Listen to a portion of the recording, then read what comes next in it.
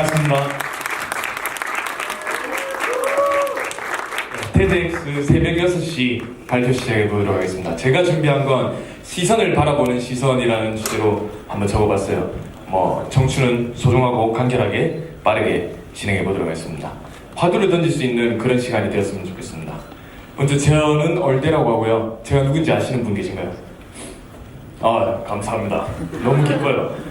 아마 대부분은 이런 표정을 짓고 계실 거예요. 누구지? 저는 힙합 음악을 하는 사람이고요. 저는 영상도 최근 들어서 많이 하고 있습니다. 예. 저는 얼대이고요. 얼대는 얼굴돼지가 아니라 얼짱돼지예요. 제가 학창 시절에 친구가 그렇게 썩 많지는 않았어요. 제가 성격이 되게 다혈질에 막 소심하고 막 이런 것들이 엄청 컸어요. 그래서 저는 그렇다 할 별명이 딱히 없었는데 어느 날 길 가다가 매점을 이렇게 가다가 어떤 선배가 저한테 지나가면서 얼짱돼지다 하는 걸 제가 얼핏 들었어요. 그래갖고 저게 내 별명인가? 딱 이렇게 그때 깨달았죠. 그리고 그때 저는 제가 얼짱이라는 걸 알았습니다. 예, 어쨌든 저는 8살 때 이런 모습으로 있었고요. 이때는 저는 축구 선수가 되는 게 꿈이었어요. 단순히 별 생각 없고 마냥 행복해 보이죠. 중학교 올라가면서 얼짱이 되기 시작했어요. 이때 저는 마술사가 되는 게 꿈이었습니다. 되게 뭔가 화가 나 보이죠, 얼굴이. 그다음 이제 대학 가면서 절정을 찍었고요. 저는 대학교를 호텔리어 학과로 진학을 했습니다. 진주에 있는 조그마한 전문대에 진학을 했어요. 그리고 난 다음에 군대를 갔어요. 군대를 갔는데 취사병으로 들어가게 됐어요. 왜 그랬는지 저도 모르겠는데 그냥 들어가서 취사병이 됐어요. 되게 우연히 많았던 일이었던 것 같아요. 그리고 전역한 다음에 곧바로 인도에 선교활동을 잠깐 다녀왔습니다. 그리고 다시 복학을 했고, 복학을 한 이후에 저는 뭔가 생각을 했어요. 내가 이제 복학을 2년째니까, 전문대니까 23이 되었고 막 전역하고 난 다음에 괜히 나이 먹었고 막 이러니까 취업을 해가지고 돈도 벌어야 되고 안정적이고 이렇게 해야 되지 않을까 하고 압박감이 막 들더라고요. 그래서 호텔을 막 알아보고 있었는데 제가 취사병을 갔다 온 게 또 계기가 돼서 미국에 있는 MGM 호텔의 요리사 딱 그게 떴더라고요. 그래서 거기 지원을 했는데 운 좋게 붙어서 미국의 요리사로 다녀왔습니다. 되게 짧은 시간에 엄청나게 많은 일들이 이렇게 일어났던 것 같아요. 이게 제가 23살 때 바로 직후죠. 가서 우리 수셰프랑 이 디시워셔랑 같이 사진 찍은 겁니다. 예. 힘들어요. 제가 어쨌든 이렇게 요리를 하게 되고 딱 1년 정도 있다가 또 저의 직업이 바뀌게 됐는데 그게 바로 지금 제 모습입니다. 무대에 있는 저의 모습. 되게 생뚱맞다고 생각할 수도 있어요. 뭔가 갑자기 막 이렇게 팍팍팍팍 바뀌는 느낌이었는데 제가 음악을 하게 된 계기가 엄청 한 번 딱 있었던 게 제가 미국에서 요리를 할 때 제가 23살이었다고 했잖아요. 아까 한국 나이로 23인데 미국에 이랬다 가니까 같이 있던 아까 그 자메이칸 그 친구가 저한테 이런 거예요. 니 몇 살이냐 이러길래 나 23이다 이랬죠. 23인데 한국 나이로 23인데 내가 몇 년도에 태어났냐라고 얘기를 하니까 제가 태어난 그 연도를 얘기를 하니까 21살이라고 하는 거예요. 그러면 난 정말 어리구나. 대학도 졸업하고 군대도 갔다 오고 다 했는데 미국에서도 좋은 직업을 가지고 있는데 21살이다. 정말 괜찮다 이렇게 생각을 했죠. 그래서 갑자기 어렸을 때부터 내가 좋아하던 힙합 음악을 갑자기 떠올리기 시작했어요. 초등학교 6학년부터 계속 듣고 막 노래방 가면 막 허니 패밀리 따라 부르고 막 이랬거든요. 여우 막 이러면서 이러다가 이제 그걸 다시 꺼내보고 싶었어요. 그래서 요리사의 꿈을 내려놓고 다시 한국에 와서 음악을 무작정 시작하게 되었습니다. 어쨌든 저는 텔레비 한번 나오고 저는 제 음악을 하게 됐고 올해로 저는 28살입니다. 제가 28살이 이렇게 보내게 되면서 저희 직업은 큰 폭으로 이렇게 봤을 때 제가 정리해보니까 총 4번의 이렇게 변화가 있었어요. 대학생, 군인, 요리사, 음악.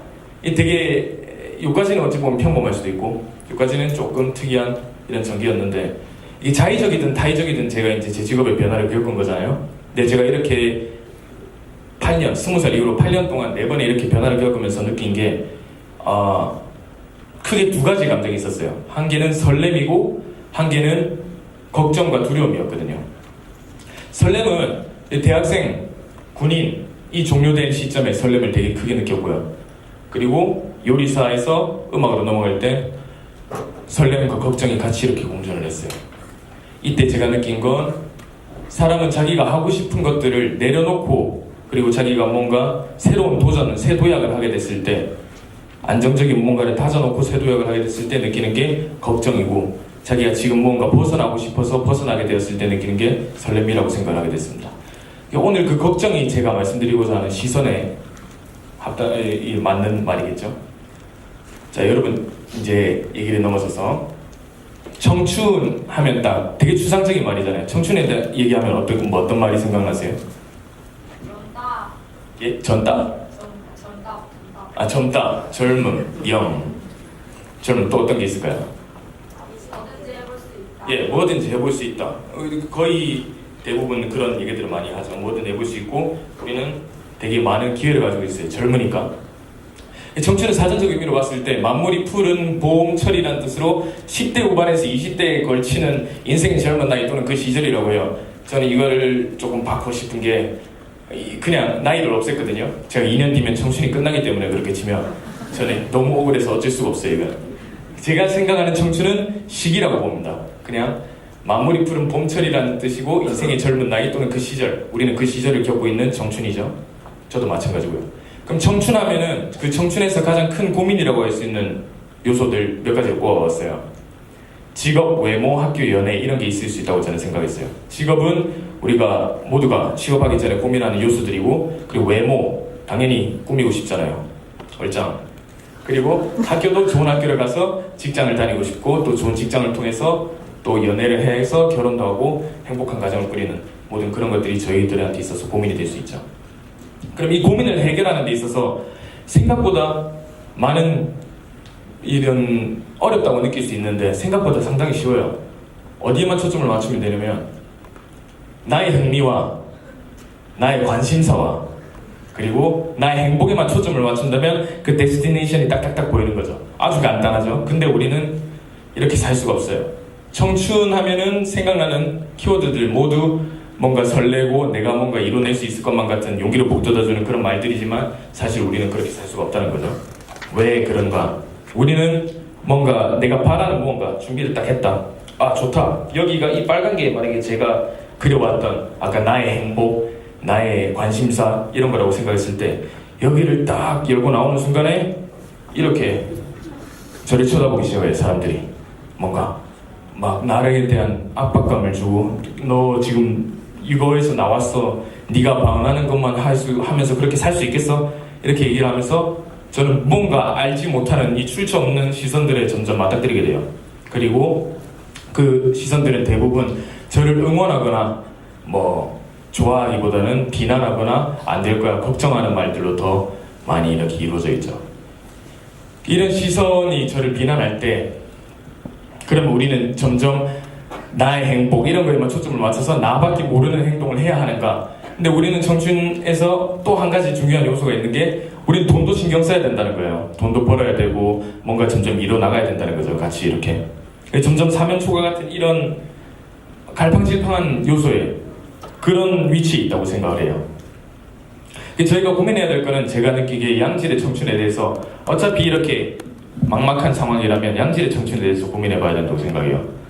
되게 추상적이죠. 양질의 청춘. 청춘을 살아가는 데 있어서 정답은 없지만 어떻게 하면 좀 더 올바르게 이렇게 보낼 수 있는가에 대해서 저는 고민하게 됐어요. 우리가 가지고 있는 게 시간이라고 저는 생각을 했어요. 유한 시간은 언제인지 모르지만 유한하고 그 유한한 시간은 제가 사용하느냐 안 하느냐에 따라서 뭐 사용 여부가 그렇게 달리는 게 아니에요. 내가 써야지 해서 쓰는 게 아니라 내가 쓰든 안 쓰든 시간은 계속 흘러간다는 거죠. 그럼 이 시간을 보내는 데 있어서 우리는 사회적 동물이기 때문에 점점 이렇게 많은 사람들의 시선 속에서 제 시간을 활용하고 또 시간을 이렇게 공유하게 됩니다. 근데 이런 시간들을 보내는 데 있어서 사람들이 정말로 이렇게 나를 만약에 다 쳐다보겠다고 생각해요. 저희 일거수일투족을 전부 다 이렇게 쳐다본다고 느꼈을 때 어떤 느낌이 들 것 같아요? 네, 되게 숨 막히죠. 막 이렇게 하는데 이래도 되나? 막 이런 느낌이 들고. 근데 사실 이런 식으로 사람들이 나를 많이 쳐다보나 아니면 누군가 나를 이렇게 가두냐 라고 느꼈을 때 곰곰이 생각해보면 저는 아니라고 말하고 싶어요. 제가 이제 보여드릴 게 제가 처음 한국에 들어와가지고 딱 3개월 정도 무작정 집에서 녹음해서 만든 앨범이 있어요.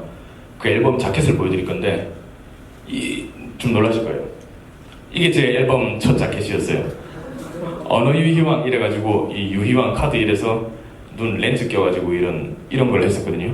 저는 이때 저의 목적은 뭐였냐면 그냥 내가 너무 즐거웠고 내가 뭔가를 해보고 싶었고 내가 즐거운 행동을 하는 데 있어서 보이는 게 없었어요. 시선이랄 게 없었어요. 거기서는 무지에서 나오는 객기죠. 어찌 보면.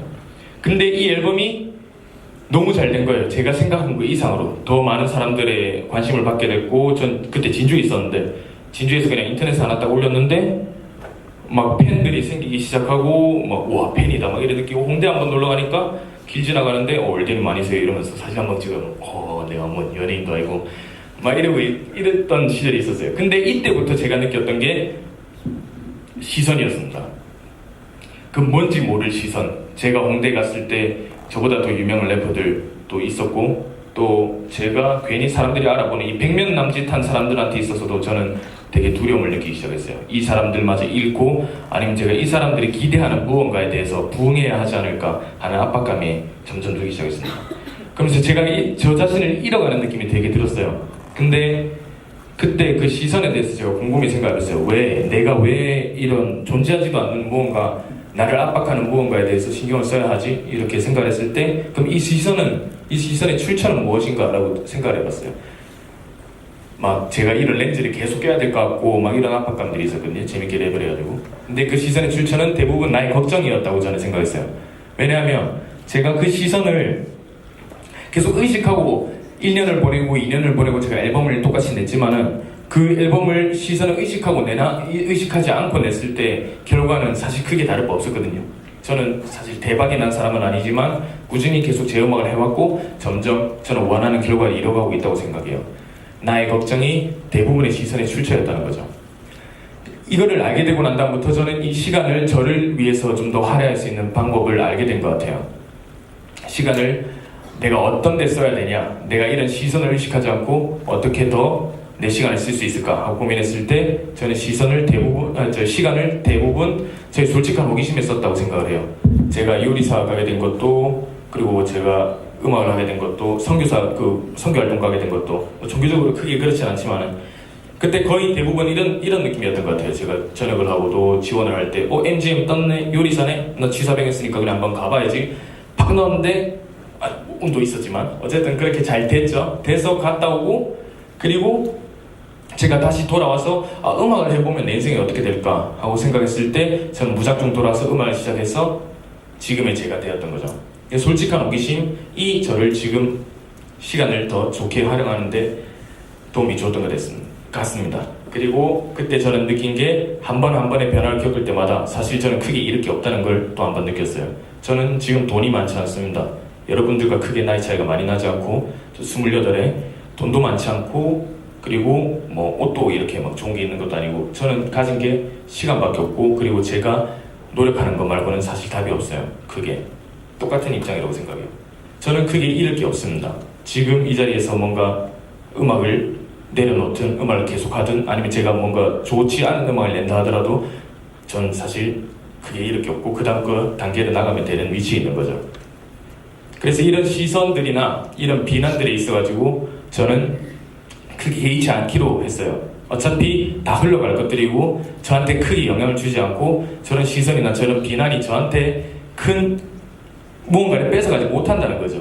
잃을 게 없기 때문에 가진 게 없으니까. 그래서 저는 느낀 게 오늘이 나만의 가장 최신 청춘이다. 그냥 오늘 내가 원하는 건 나는 어차피 잃을 게 없고 또 새로 갱신되는 내일의 오늘이 눈을 떴을 때 제 최신 청춘을 가장 행복하고 열심히 즐겁게 한번 살아보자라는 의식을 하게 됐어요. 이 유명한 책이 있는데 그 미움받을 용기라는 책에 보면은 프로이트랑 아들러에 대해서 얘기가 나오거든요.